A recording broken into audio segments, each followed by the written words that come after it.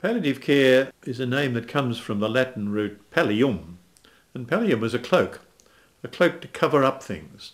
You can think of it like a cloak against the wind, for example, protecting you against the wind, making you comfortable against the wind. So it's been used then later through the ages to deal with things that cause discomfort. And so you had a palliative, a medication that gave you some relief. And that came to be called palliative care. And then palliative care got a special meaning in this last century because it became involved with the hospice movement and with the care of people who were dying from cancer. And there's still a little bit of that kind of edge to the word palliative. Or he's not palliative yet because he's not dying yet. But there are a lot of people who like to use the word palliative for supportive care for much earlier in the course of illness. Our care is not just about medical care and health care, albeit that is very important. It is also about the social, the spiritual, how people want to live and be in their home, and the people that they do and don't want involved in their lives.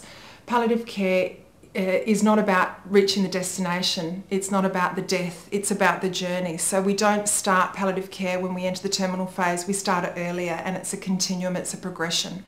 And when we're looking at quality of life for people with dementia, we need to bring to our care not just tasks, not just sort of the tick sheet of what it is that we need to achieve today or what we think that person needs in a functional sense. It is much more than that. We bring our own personhood to the work that we do and to the exchanges that we have with people.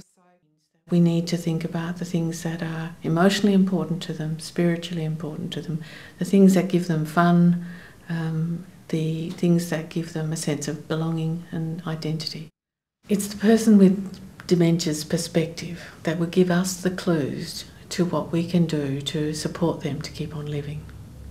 If we understand that, we can support them and their families to live well right to the end of their life.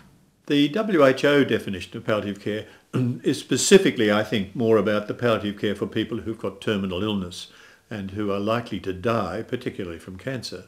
So it talks about comprehensive care for comfort, dealing with the physical disabilities, the mental upsets, the spiritual concerns of the patient and of the family, because as you are facing death, you're looking at something which affects not just the patient, but those that are very close to the patient.